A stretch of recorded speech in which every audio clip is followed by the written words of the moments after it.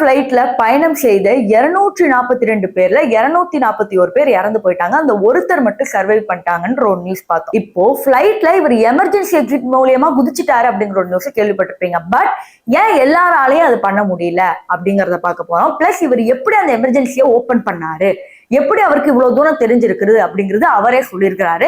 So அது எல்லாமே தெரிஞ்சுக்கணும்னா இந்த வீடியோ ஃபுல்லா பார்க்கணும். சோ வாங்க வீடியோக்குள்ள போகலாம். இப்போ பிளைட்ல இருந்து நம்ம எமர்ஜென்சி எக்ஸிட் ஓபன் பண்றது அவ்வளவு ஒரு சுலபமான காரியம் கிடையாது. இது நான் ஏன் சொல்றேன்னா, பிளைட் வந்து ஒரு 40,000 ஃபீட் மேல பறந்துட்டு இருக்கும். சோ பிரஷர் வந்து அதிகமாயிட்டே இருக்கும். அப்ப நீங்க ஓபன் பண்ணணும்னு நினைச்சாலும் யாராலையும் ஓபன் பண்ண முடியாது. எப்போ ஓபன் பண்ண முடியும்னா, பிளைட் கீழே கீழே இறங்க இறங்க பிரஷர் கம்மி ஆயிட்டே வரும்.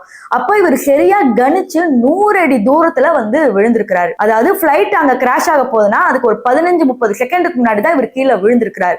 கீழே விழுந்து உடனே ஓடி இருக்கிறாரு. ஓடி போய் திரும்பி பாக்குறாரு, பிளைட் வெடிச்சிருக்கு, ஒவ்வொரு உடலும் அங்க சிதறி கிடக்குது. இதுல இவர் மட்டும் தப்பிச்சாரு அப்படின்னு நினைக்கும் போது சந்தோஷமா இருந்தாலும், இன்னொரு விஷயம் பாத்தீங்கன்னா இவருடைய தம்பி அங்கே மாட்டி இறந்து போயிருக்கிறாரு. சோ இதெல்லாம் இருக்கு. சோ வந்து எமர்ஜென்சி எக்ஸிட்ல எல்லாருக்குமே வந்து எப்படி ஓபன் பண்ணணும் அப்படிங்கிறது வந்து அங்க இருக்கிற க்ரூ மெம்பர்ஸ் சொல்லி கொடுப்பாங்க.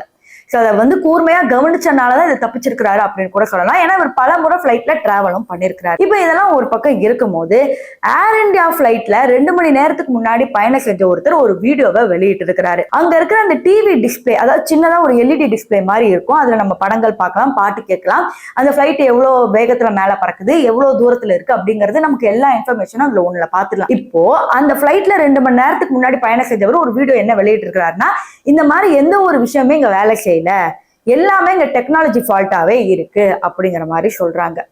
இன்னும் தெளிவா சொல்ல போகணும்னா, கொஞ்சம் மாசத்துக்கு முன்னாடி இதே மாதிரி ஏர் இந்தியா எக்ஸ்பிரஸ் பிளைட்லயும் இதே மாதிரி விவகாரம் நடந்தது நம்ம பார்த்திருக்கிறோம். அதாவது அடிக்கடி டெக்னாலஜி ஃபால்ட்னு சொல்லி ஏர் இந்தியா கிட்ட பல பிரச்சனைகள் வந்திருக்கு.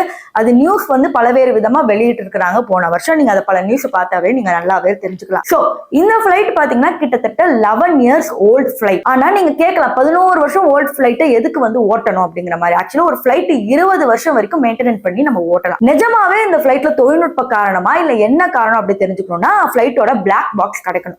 சோ பிளாக் பாக்ஸ் கிடைச்சாதான் மீதி இன்ஃபர்மேஷன் நமக்கு வந்து தெரிய வரும். இப்போ அந்த பிளாக் பாக்ஸ் கிடைச்சு எதனால என்ன அப்படிங்கிற அப்டேட் நியூஸோட உங்களோட அடுத்த வீடியோல சந்திக்கிறேன். அது மட்டும் இல்லாம சேனலை சப்ஸ்கிரைப் பண்ணுங்க, மறக்காம லைக் பண்ணுங்க.